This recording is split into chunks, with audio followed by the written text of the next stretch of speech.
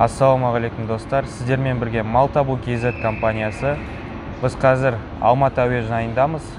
Нұр-Сұлтан қаласындағы Агритек Астана 2022 17-ші халықаралық ауыл шаруашылық көрмесіне ұшып бара жатырмыз. Бұл Қазақстандағы ауыл шаруашылық шаралардың ең маңыздысы болып келеді. Сол жерде қызық не бар екенін сіздерге көрсететін боламыз.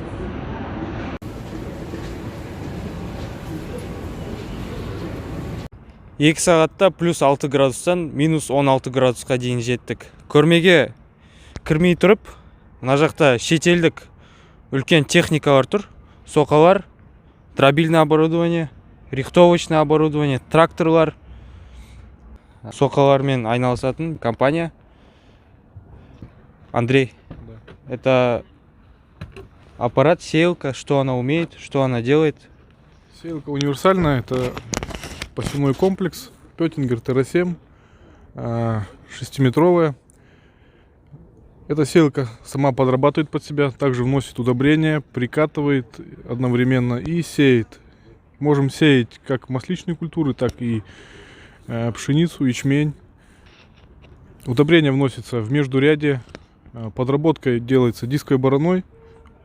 Удобрение вносится после дисковой бороны и прикатывается уже катками. Потом идет посев и адресная прикатка. Также штригель стоит сзади. Сеять может до 800 грамм минимальный посев и максимальный 220 килограмм. Сколько стоит?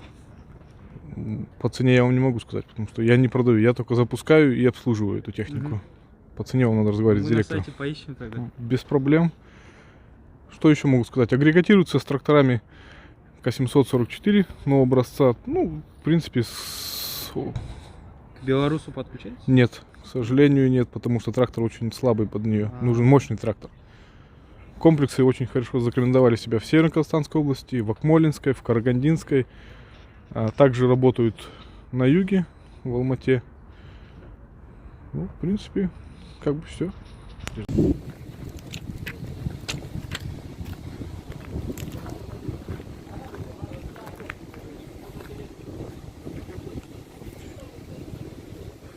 Қымбат еуропалық аппараттар.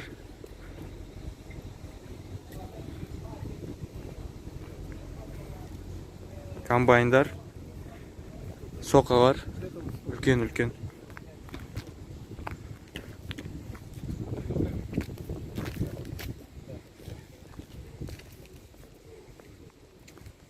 Қостанай деген жазумен Қазақстанда жасап шығарылатын комбайндар бар екен. Осындай комбайндарды бізде Қазақстанда жасап шығарады. Бұны жетістік демесе қалай атаса болады?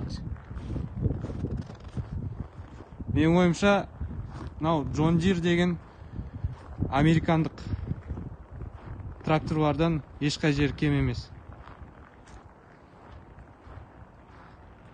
Өстіп ақырындап біздің Қазақстандағы ауыл шаруашылық дамиды. Кіріп бара жатырмыз көрмеге.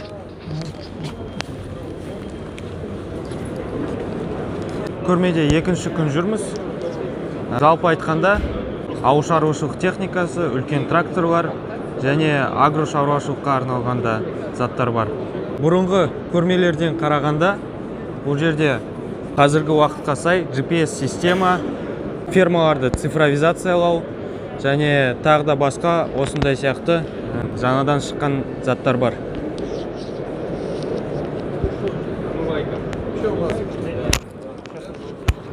Белорусиялық техника бар. Хозяин деп тұр. Ассалаумалейкум. Алейкум ассалям. Сіздерде бұл не техника, не істей алады? Малтабу KZ-тен. Компания Агробизнес Казахстан. Өте қуаныштымыз келгендеріңізге. Кармараздатчик, хозяин деген жерге өтпедік. Мал шаруашылығына арналған. Бұл кармараздатчик 12 тонналық, 12 кубтық.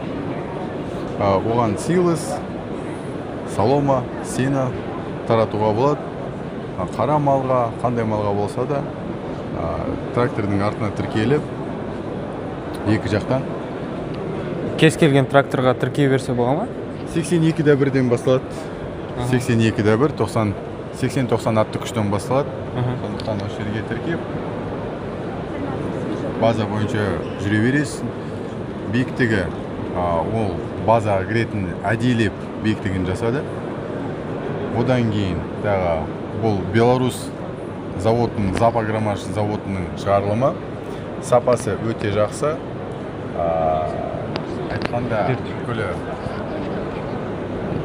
Қытайдан келген саймандары, болттары деген, гидравликалар деген осы жерде жоқ.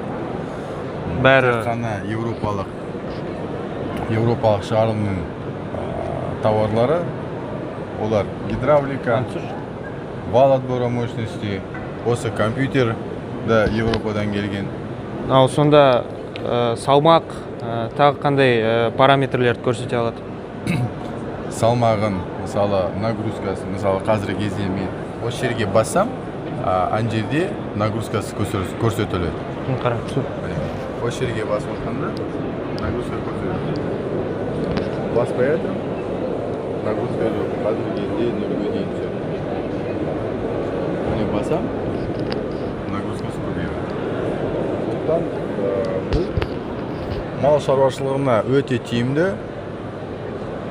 Бағасы?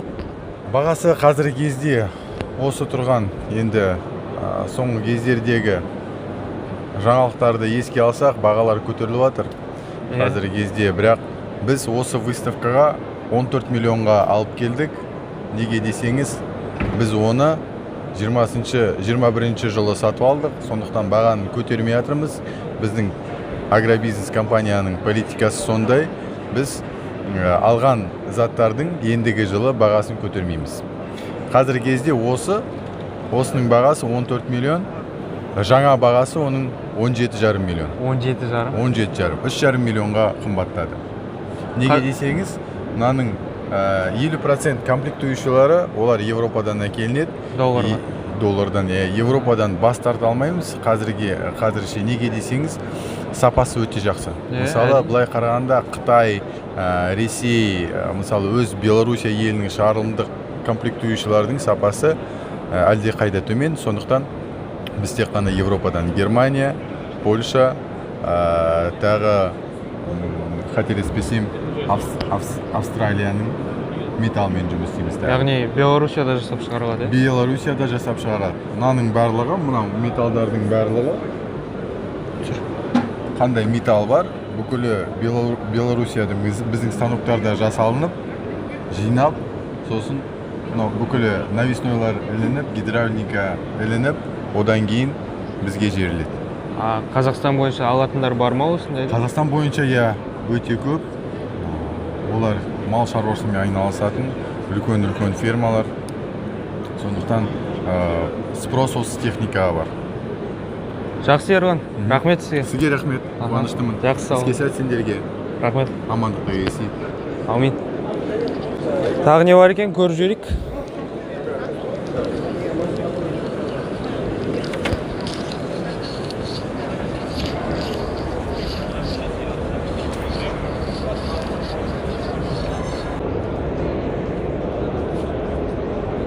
Мынаны не істейтінін түсінбей жатырмын.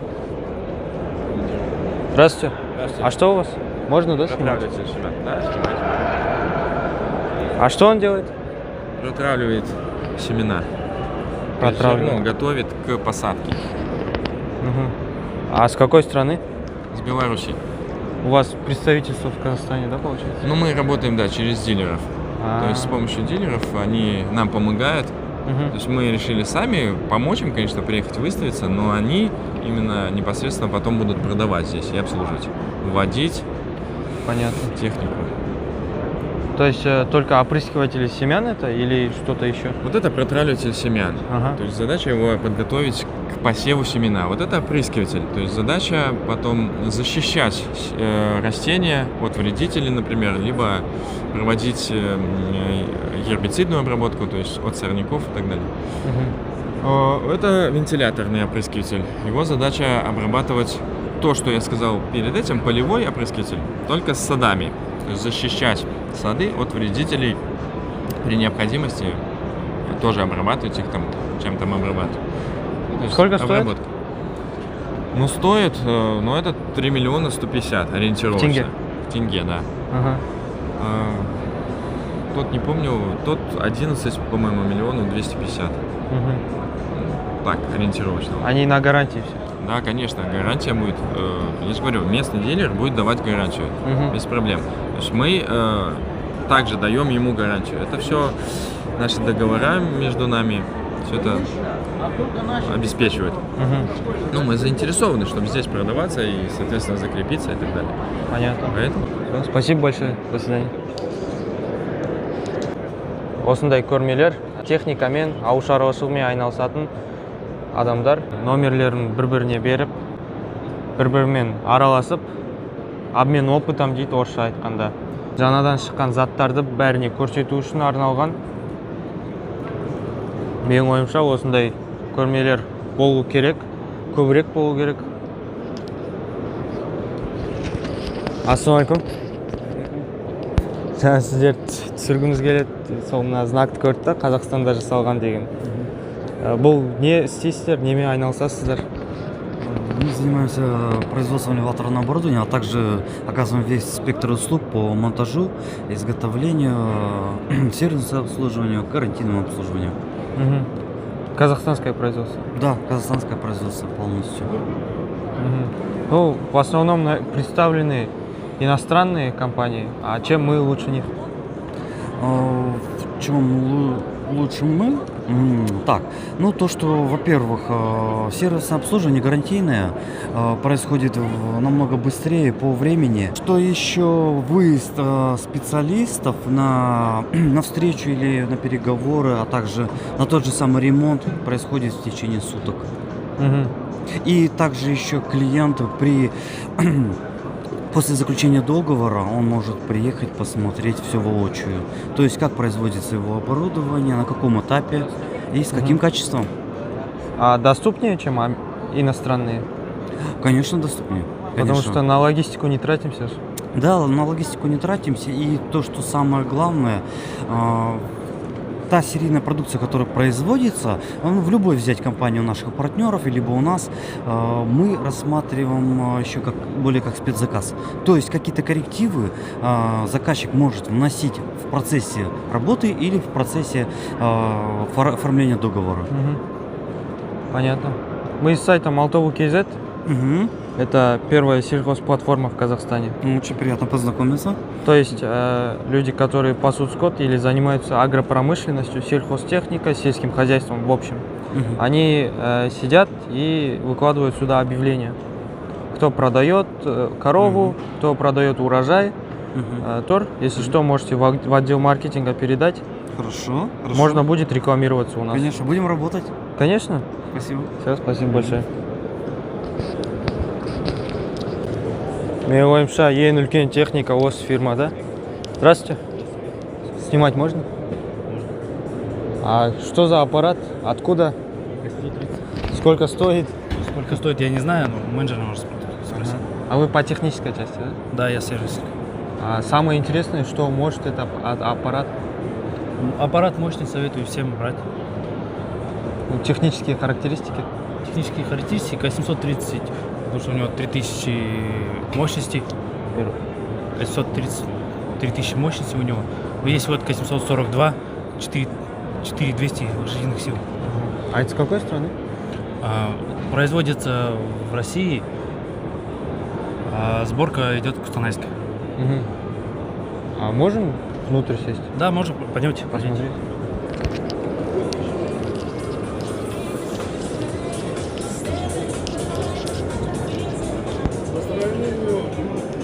То есть это в СНГ производится, да? Сборка просто вот он приходит, получается, Кустанай приходит, ставит крылья и колеса. А так сборка. Кондиционер есть? Кондиционер имеется. Прикольно. Кондиционер, две печки, верхняя печка и нижняя подогрев. Все вот это снизу. Мгм. Вот те маленькие джойстики управляются полностью. Под этот джойстик идет скорость. Мгм. А маленькие джойстики это у нас идет на навеску и на все остальное. Гидравлика, навеска. Даже радио? Да, даже радиус завод идет. Производство, в общем, здесь в Казахстане, у нас здесь база, все. Например, ремонт сломался, мы ремонт приезжаем, все.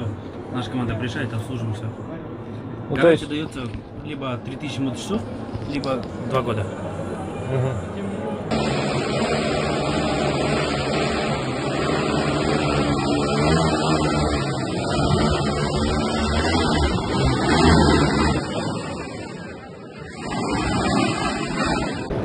Здравствуйте.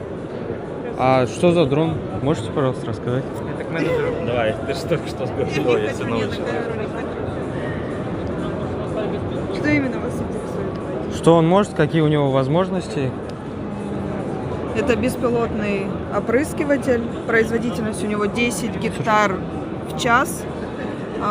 Аккумулятора, заряда аккумулятора хватает в среднем где-то на 40 минут. Но пока что это тестовая версия у нас. Ну, в смысле. То есть он для труднодоступных мест, да? Да. Отдаленность до 1 километра. Ну, то есть ловит сигнал.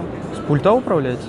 С телефона, ну, телефон на пульт, На приложение, и, да? да, приложение подключается на телефоне и на пульт. Уже устанавливается и управляется. Также есть тут камера, ну, в смысле, можно рассматривать. Ну, я в интернете Где-то. интересовался насчет этого аппарата. Говорят, что он то, что трактор делает за 1 день, он сможет за 2 часа выполнить. Ну, 10, потому что гектар в час производительность. 10 и- гектар в час. Да. За 1 час 10 гектар Да. сможет обработать. И плюс в том, что он, ну, как равномерно и не пропускает, то есть более, ну, получается, плотно все захватывает территорию. Это первый экземпляр или уже есть те, кто купили в Казахстане? Лично у нас это пока тестовая версия, Тестовая. мы еще не продавали его. Поэтому только пока как тест прошел. Ага. А цены узнать не можем. Цены нету, потому что это тестовая версия. Понятно. Это какая страна? Производитель Китай. Китай, да? Да. Ага. И тракторами занимаетесь? Да, но трактора это уже наша сборка. В Казахстане производят? Да, город Кустанай. Ничего себе. Вы представительство в Казахстане, да, получается?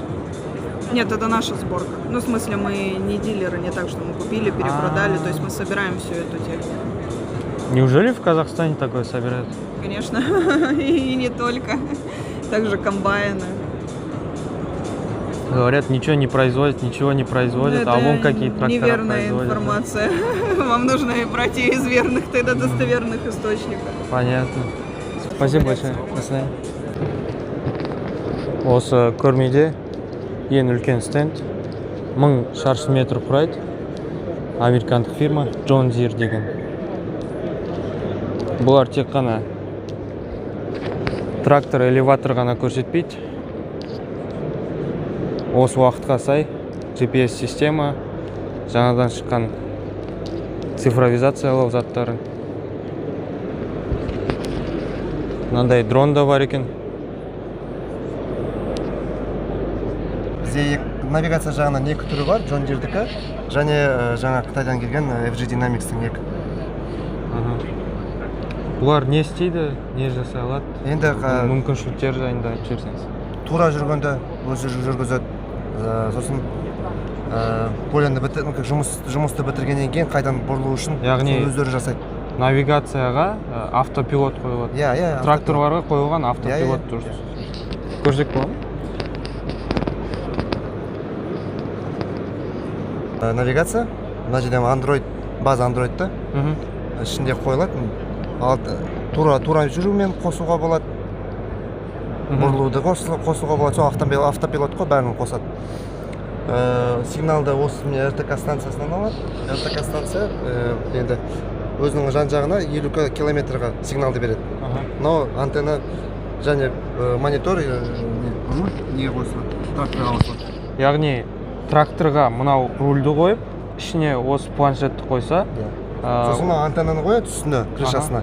И мынау РТК станцияны енді әртүрлі нелерге жерлерге ортасына қойып қояды да, соның шет жағынан жұмыс істей бастады. Ол 50 километрға өзінің сигналын таратып отырады. Бұны тек қана современный крутой тракторларға қойса Жоқ. или обычный 82 белорусская болса да болады. жоқ белорусская есе рулі қиын болса онда гидравлика бізде рейхардтан гидравлический клапан бар, соны қойғаннан кейін істеуге болады. Кез келген тракторға орнатып автопилотпен жасай берсе болады. Әрине. Метеостанциялар бар, мынандай біздің мобильді. Бұлар не істейді? Менде мобильді метеостанциялар. Ішінде әртүрлі датчиктер бар, температура, влажность, ауа райын көрсетеді полностью. А мынау дрон? Дрон ол енді услуга бізде. Арендаға беріледі? Иә. Жоқ, арендаға бермейді, біздің адам өзі шот келеді. Ол заказ береді 1 гектарға, қанша гектар керек, соны. Мына стендте көрсетілген дей ма? Көрсетіп береді, қай жерде арамшөп бар, қай жерде арамшөп жоқ дегендей. Қай жерде көбірек өседі, қай жерде азырақ өседі. Иә, соларды сосын қай жерде ұстау керек, қалай ұстау керектігін көрсетеді. Жақсы, рахмет сізге үлкен. Сау болыңыз.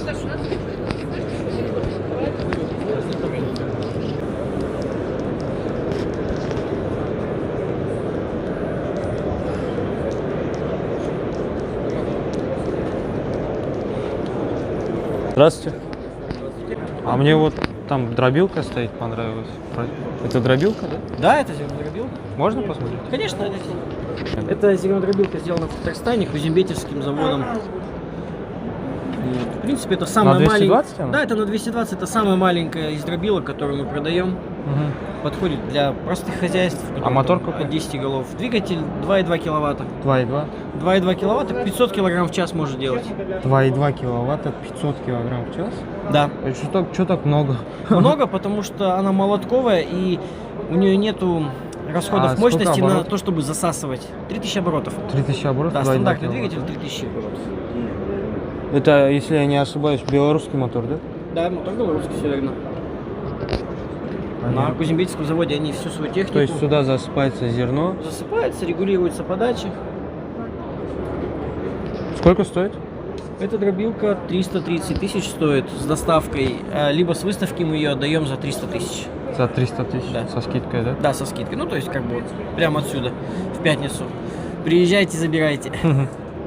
А для сена у него что-то есть, как бункер, или если это открутить, вот сюда, если бункер поставить? Дело в том, что принцип измельчения сена и зерна, он отличается. Если, допустим, здесь металлические пластины тупые, они как молотки идут, ну, они так называются, молотки, они, и внизу здесь сито, на котором наварены металлические палочки, они выступают в роли как дека, то есть молотками бьет по зерну, его и разбивает, то есть оно не режет, а разбивает.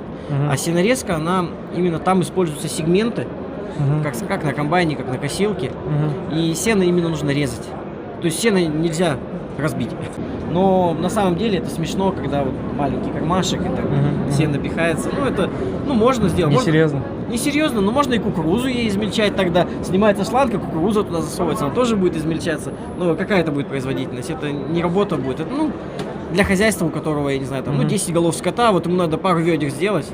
Тогда, конечно. А я вот смотрю, это что? Ой, извиняюсь. Это гранулятор. Гранулятор? Да. Опять же, это самый маленький из тех грануляторов, которые мы продаем. 220, можно сказать, бытовой. Двигатель также 2,2 киловатта. Это Йошкар-Ола, Россия. Да. А.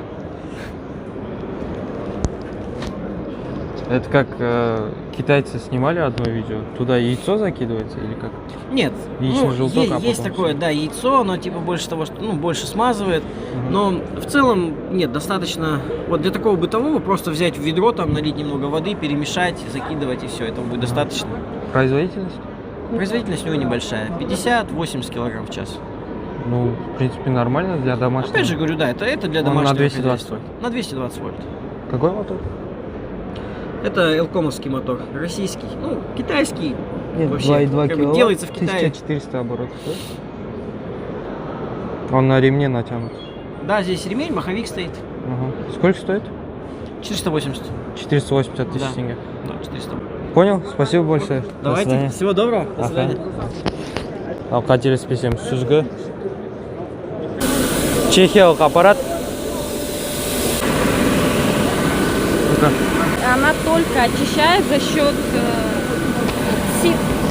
Подбирается сита и по размеру она очищает. На 380? Да, на 380. Сколько стоит? В зависимости от размера. Такой? Если такая, то 17 тысяч евро. 17 тысяч евро? Да. Но он себя окупит, я думаю. Она быстро себя окупает буквально за сезон. Если посмотреть по потерям, которые несет тот, кто сеет зерно, у нее производительность, то есть степень очистки до 3%. Хотя многие российские машины, там и 20% выходит мусора. А мы на этой машинке можем вытащить товарное зерно из мусора других машин. Понял. А производительность какая? Конкретно этой 3 тонны в час. 3 тонны в час? Да. Много? Ну да. А сервисное обслуживание? Сервисное обслуживание у нас свое сервисное обслуживание, то есть компания, она и строит, запускает, шеф-монтаж, обучаемый. Также у нас есть сервисное обслуживание, то есть мы приезжаем время от времени и обслуживаем свою машину сами. То есть мы вам продадим, и это не означает, что мы вас оставим. Мы будем вас сопровождать. Спасибо большое. Аппарат бар екен. Яғни бұған трактор қосылады, содан кейін бочка қосылады да жерге дәрі енгізеді осылар арқылы.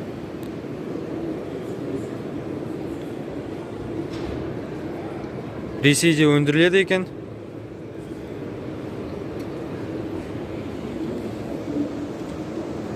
Сапасы жақсы енді. Сколько стоит такой? 68 миллионов. Теңге. 68 миллион теңге тұрады екен.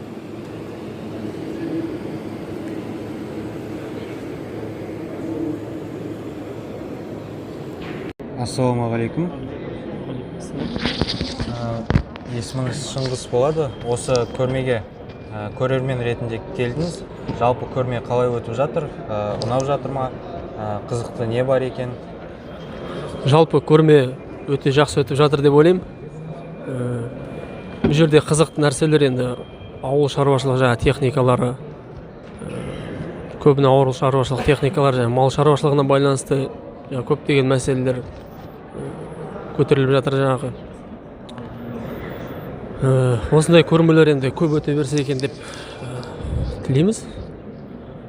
Бұл жерге келіп жаңағы көптеген білмеген нәрселерімізді көріп, естіп, білім толықтырып жатырмыз. Енді бұл жерде айтарым ең басты ауыл шаруашылығының мәселесі, ол бізде мал жайылым жерлердің аздығы және кредит саласында шаруаларға жаңа кредит алу өте үлкен мәселеге айналды. Жаңағы кепілдік қою мәселесі, кепілдікке қоятын ауылда не үй, жер немесе қоймалар ешқайсысы жаңа бағаланбайды. Кепілдікке бұларды алмайды, сондықтан көп шаруалар жаңағы кредиттарды ала алмай жатыр. Ең басты негізгі мәселе енді жаңа бұл жерде көптеген шаруалармен жаңа отырып жаңа сөйлесіп ақылдастық. Ең басты мәселе ол жаңа мал жайылымның аздығы немесе жоқтығы. Және осы кредит мәселесі алынбайтын. Соны бір шешсе билік өте бір жақсы болар еді жаңа. Немесе шаруаларға арнап бөлек бір банк ашса, жаңағы мәселе туғызбай, тез арада жаңағы кредиттер беретін аз пайызбен. Және мерзімі кішкене ұзартылса, 1 жыл немесе 2 жыл емес, 4-5 жылда жаңағы төлейтіндей ұзартылса, көптеген проблемалар шешуге болады. Өйткені ауыл шаруашылығы бұл Қазақстан мемлекетіміздің ең басты экономикасы. Дұрыс айтасыз, біз жаңа iPhone шығарып, немесе бір машина шығарғанша, ауыл шаруашылығымен де өсіп, экономиканы көтере аламыз деп ойлаймын енді. Негізі ауыл шаруашылығы мен экономиканы өте биік жерге көтеруге болады, шынын айтқанда. Мысалға мынау шет елдерді қарайтын болсақ, Европа елдерінде жаңағы мал шаруашылығына болсын, егін шаруашылығына өте көп көмектер бөлінеді.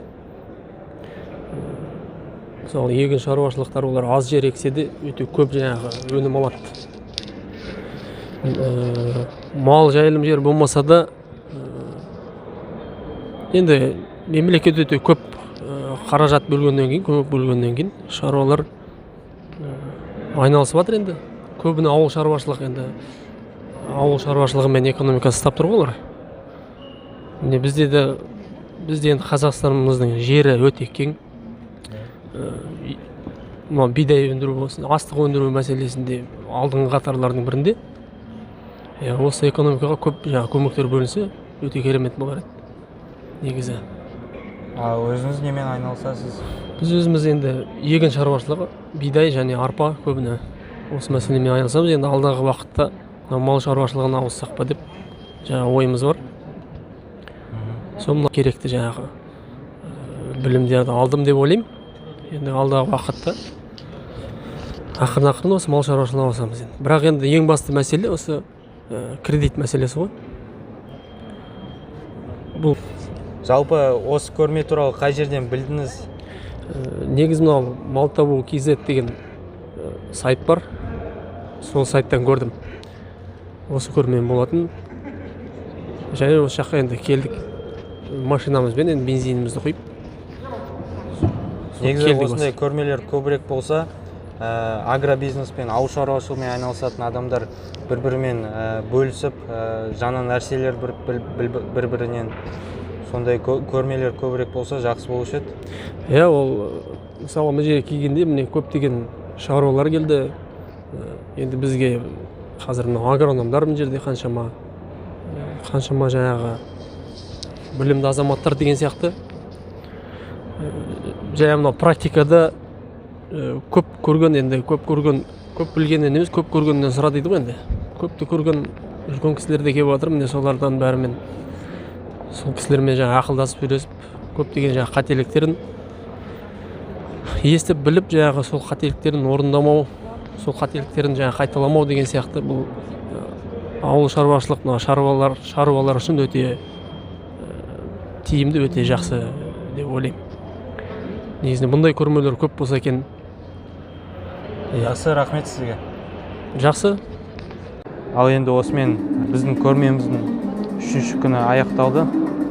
Бұл көрмеде көптеген қызықты экспонаттар болды. Жаңадан енгізілген GPS системалар, дрондар, яғни ауыл шаруашылығын және агро өндірісті цифровизациялау жайында тағы да айта кететін зат.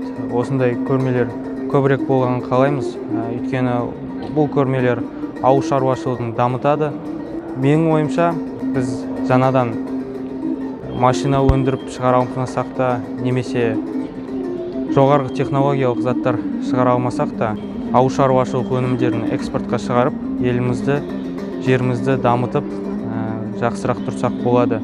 Қазіргі кезде қалада жүрген басқа профессия саласында жұмыс істеп жүрген жас жігіттер, олардың жұмыстары қауалғы және олардың жұмыстарына көп адамдар қажеттілік жасағандықтан сенімді жүреді. Ал мал шаруашылығымен айналысатын балалар, олар қалада сенімді жүре алмайды, өйткені мал өтпейді. Біздің мақсатымыз малды өткізу, сөйтіп Қазақстан Республикасының экономикасын дамыту.